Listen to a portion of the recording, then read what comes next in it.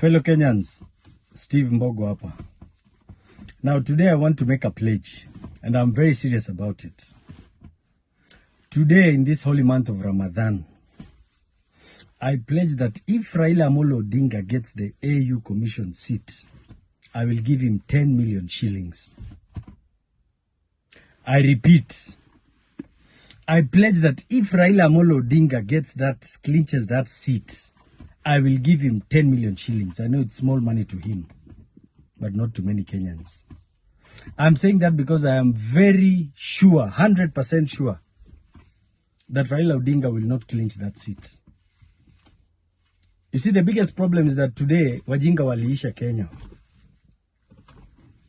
And I'm saying this because of facts. Now, Baba Raila Odinga,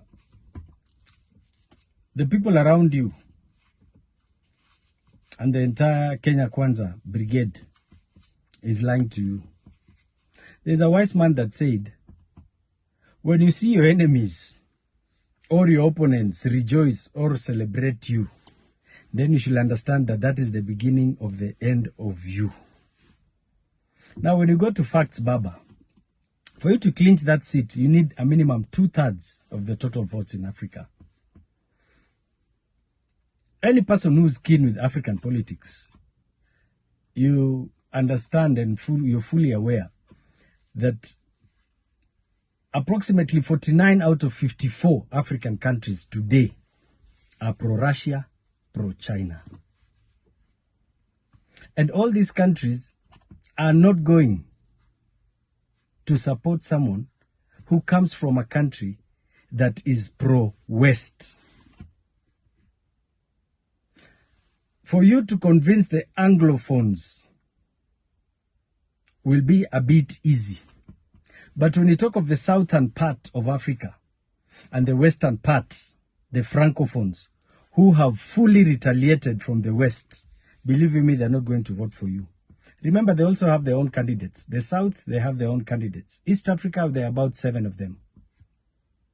So, Baba, these people are lying to you. And if the reality is, they're either lying to you or you're part of this game.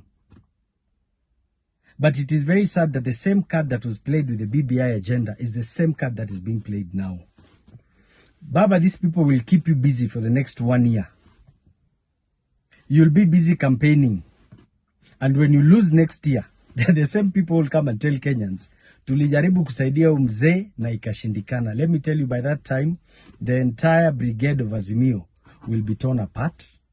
As we all know today, the Azimio brigade has started fighting in itself. Just because of this issue.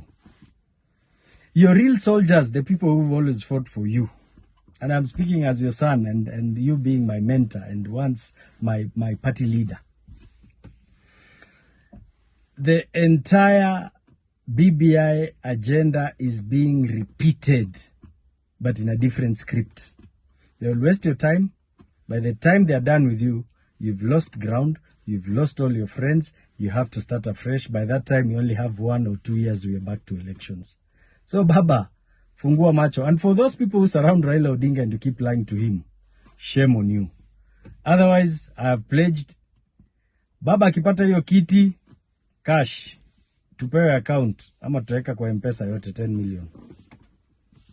Habari ndio hiyo.